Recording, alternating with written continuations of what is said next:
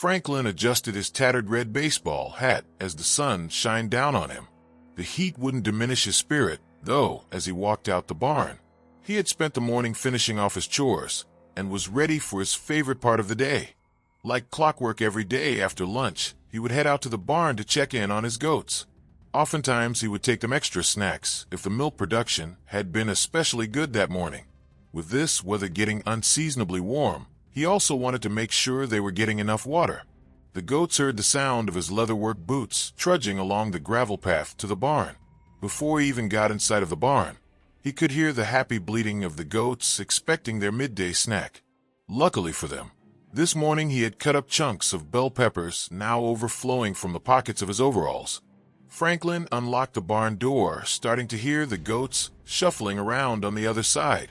He pulled back the door and watched as the goats all lined up at their pens, pushing at one another to be the closest. He walked past the pens, tossing out the brightly colored chunks of bell peppers as he moved to the back of the barn. He made sure to keep plenty of peppers saved for the goats in the back. The back of the barn housed the nicest pen and was home to his 3 best producing goats. Unlatching the gate, he stepped into the pen, gently patting the goats. They lightly headbutted at his pockets, fishing for the bell peppers they smelled. Franklin chuckled to himself. "All right, I'm getting your snack." He held out the bell peppers for the goats to eat from his hand. As they ate away at the pile of peppers, he grabbed a brush tucked into his back pocket.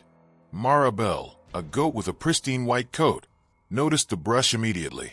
She paused her eating, turning sideways to be brushed. Franklin owned a dozen other goats, but his favorite was Marabelle. She was his prize-winning goat, who had won several competitions over the last year. He always made sure to give her special attention, giving her extra snacks and daily brushing. While he was always friendly with his goats, his neighbors held a different opinion of him. He was very curt with most of his neighbors, who unanimously described him as a crotchety old farmer. They would joke that he was so old, and ornery Marabelle was the closest thing to a wife he would ever have. He didn't mind his neighbors, though the truth was he preferred spending time alone on his farm with his animals, much more than being around other people. Once Franklin finished tending to his goats for the day, he headed back to his home, locking back up the barn. He was worn out and ready to rest up for the night. The last week had been spent clearing fallen trees off the property, and he still felt tired from the work. Back home, he clicked the TV on in the background and began to cook dinner. On the news, the anchor was reporting a number of recently missing persons. They advised people to be careful out at night alone and to travel with a friend when possible. Franklin didn't hear any of this, though. To him, it was simply background noise that droned on as he cooked. By the time he had finished cooking, the report had wrapped up. Sitting down on the couch to eat, he scrolled through the channels looking for something to watch. After a few hours, he caught himself dozing off and decided it was time to head off to bed. Franklin settled into his bed trying to sleep, but only ended up tossing and turning through the night. It wasn't that he couldn't get comfortable. It was the fact that every time he started to drift off, he would hear the dog bark or a howl off in the distance, snapping back awake. He would brush away the annoyance and settle back, and only to be awoken again. This went on for several hours until he heard a noise from the barn. Coming from the barn, the goats were making frightened yells. This time he couldn't brush the noise off. Thoughts raced through his mind, worried that coyotes or wild dogs were trying to get at his precious goats. Then we wondered what his worthless guard dog Monty was doing right now anyway. He couldn't have known that right at that moment Monty was asleep on the back porch. He raced out of bed wearing just his boxers and an old white tank top. Slipping on his boots, he didn't even bother to tie them. He stuffed the laces into the sides of his boots and kept moving. Throwing open his closet, he reached and grabbing a flashlight in one hand and his double-barrel shotgun in the other. Outside, he could hear the yells from the goats getting even louder. Reaching back into the closets, he grabbed 2 more shotgun shells from the ammo box laying on the floor. Wedging the shells between his fingers, he clicked the flashlight on and dashed out of his house. His boots crunched along the gravel path as he ran towards the barn. The yelling from the goats had died down, which spurred him to run even faster. He hoped whatever had spooked the goats had gone away and not silenced them for good. Nearing the bar, he shined his flashlight at the door. Bathed in the light, he could see the door had been smashed open. He rushed forward, barging through the doorway, with his shotgun braced against his shoulder. Whoever or whatever had broken into the barn was about to get greeted with 2 rounds of buckshot. As he rushed into the barn clutching his shotgun, he looked for the intruder, but there was no sign of anyone. Waving the flashlight around, he didn't see any sign of his 13 goats aider. Catching his breath, he panned his flashlight through the barn more methodically, looking for blood or any signs of his goats. Looking over every inch of the barn, he didn't see any blood. A little relief washed over him, but that relief quickly turned into anger, realizing someone must have stolen his goats. The door was broken into after all. The goats didn't break it. Someone must have taken them. Quietly standing in the barn, he tried to calm down and focus. Sitting in the stillness of the barn, he heard the faint sound of hooves drift and mixing with the sound of rustling of leaves. He closed his eyes, trying to find where the sound was coming from. Just south of his bar, he thought hearing a muffled yell from one of the goats. Franklin ran out from the barn, rushing towards the noise. Running through the field behind his bar, he noticed sets of hoof prints in the mud along with new shoe prints. Someone had definitely stolen his goats. Luckily for him, the goats were digging into the mud, reluctant to be taken away, judging from the drag marks. Franklin was never so happy to have stubborn goats. He beamed with a sense of pride, continuing through the mud. His boots squished, sinking in with each step as he kept on the trail, trudging along. The sound of his goats was soon replaced by voices. "Ow! The goat just bit me." "Shut up and keep moving. You don't want to be the last one to the ritual." Franklin sank to the ground, turning off his flashlight. Staying low in the field, he snuck in closer to the voices. As he got closer, he saw 2 figures in crimson-red robes struggling to pull his goat along by a rope. "It's really digging in. Maybe you should carry it then." "I'm not carrying a goat all the way there." Franklin slowed his pace, creeping quietly towards the 2 hooded figures, but the muddy field betrayed him. His boot squished through the mud, drawing their attention. The 2 robbed figures shined a flashlight over at Franklin as he readied his shotgun against his shoulder. Franklin clicked on his own flashlight, shining it back at the pair, shouting back, "Let go of my goat." The 2 robbed figures panicked, dropping their flashlight into the mud and throwing their hands up into the air. Franklin slowly made his way over to the pair, keeping his shotgun on them as we walked. "Tie him up," Franklin commanded, gesturing with his shotgun at one of the robed figures. The 2 men just turned to each other with a grin and began chuckling at one another. Franklin thought it might have been because he was standing half naked in just his boxers and boots in the field. Then he felt a dull thud hit him in the back of the head, and everything went dark as he fell forward into the mud. Franklin awoke to a painful throbbing in the back of his head and the smell of gasoline. He tried to rub the back of his head, but his arms wouldn't budge. He looked back as he struggled, realizing he had been tied to a wooden post when he was knocked unconscious. Looking out at the field, he recognized he was still on his property. He supposed they didn't have time to drag him too far. There were more people in hooded crimson robes than he had expected. He tried to look around, counting them the best he could. He figured there were about 10 of them in total. Watching helplessly from the post, one of the hooded figures took a gas can, pouring it out onto the ground. The figure walked around in a circle, continuously pouring out the gas. He continued zigzagging through the middle, drawing some symbol. Franklin craned, stretching his neck up, but couldn't get a good look at what had been drawn on the lawn. The robed man came back towards Franklin, setting the empty gas can beside him. Franklin lashed out, kicking out his legs, shouting, "Let me go!" The man in the crimson robe looked down at him with a sinister smile. "It's too late for that now. Besides, you should rejoice that you and your flock will be part of our ritual." Franklin kept kicking up dirt at the man as he struggled, trying to pull his hands free. He was positive he didn't want to be involved in whatever cult practice they were planning. Franklin had started to wonder where his goats had gone until more hooded figures started to appear from the darkness. The figures came out in pairs, each set leading one of his goats around by a rope. He counted 27 of them in total by the time they had finished trickling in, all of them wearing the same dark crimson robes obscuring their faces. He couldn't tell any of them apart from one another. None of the cultists seemed to pay any attention to Franklin tied to the post. They were all fixated on one figure Franklin assumed was their leader. Being ignored started to make him worry even more.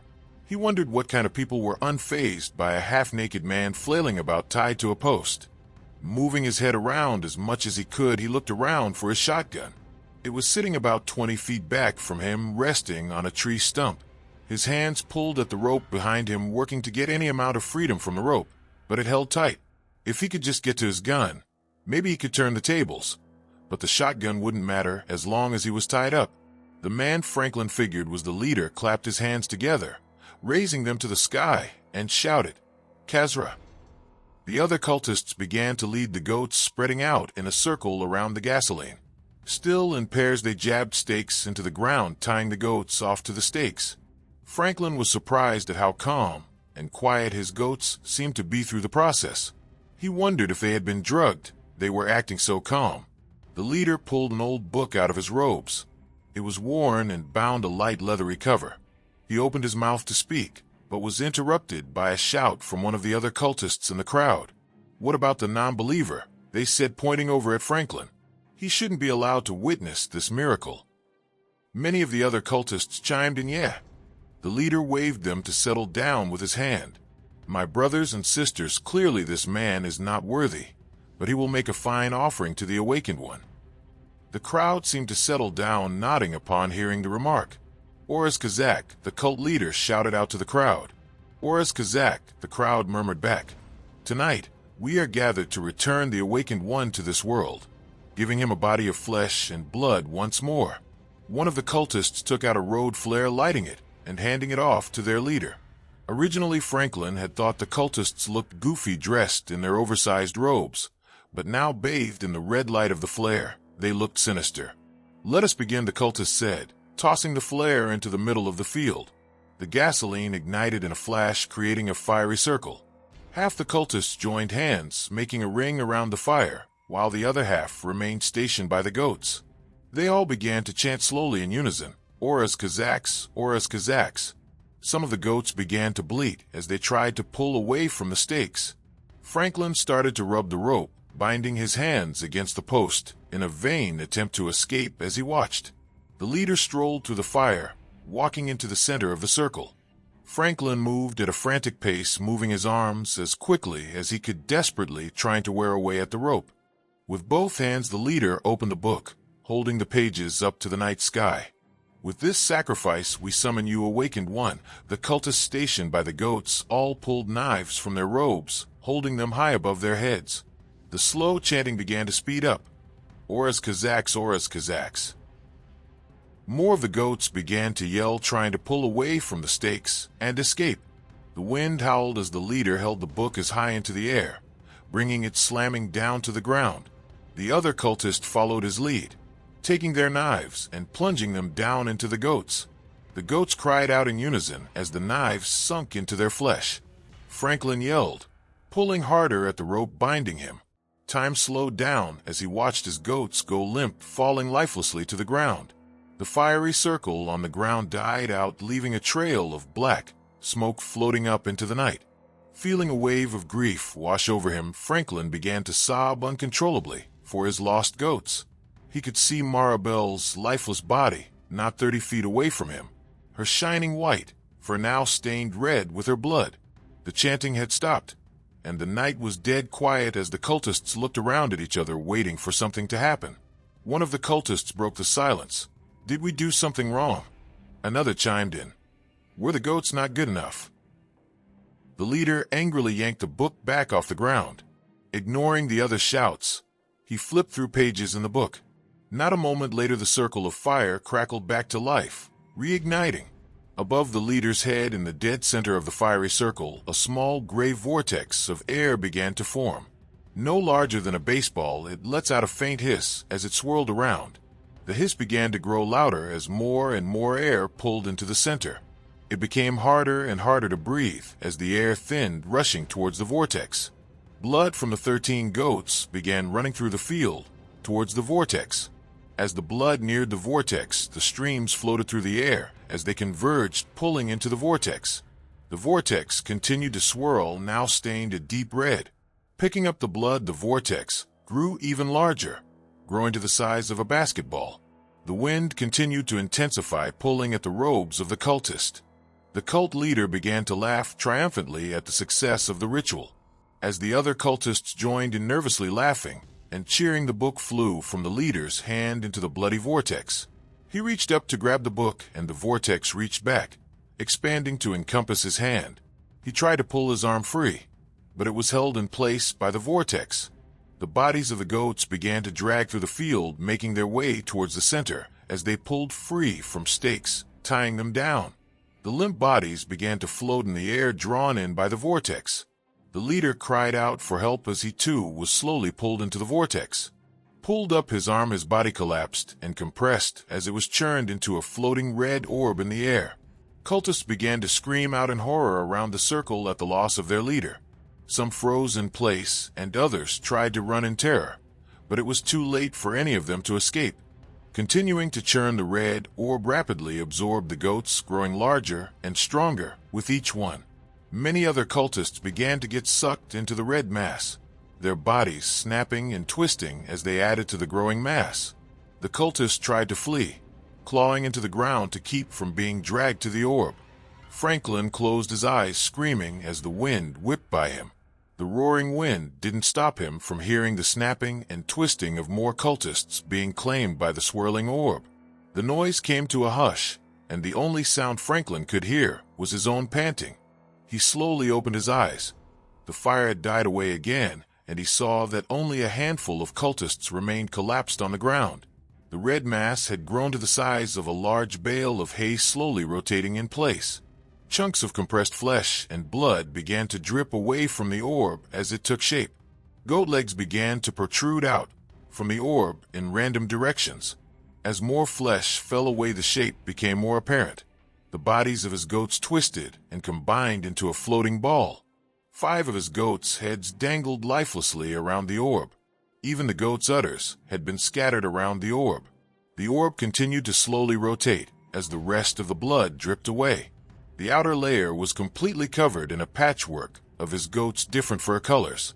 Franklin wondered what had happened to all the people that were sucked in. Were they buried somewhere on the inside? The cultists in the field began to stagger back up to their feet, rubbing their heads.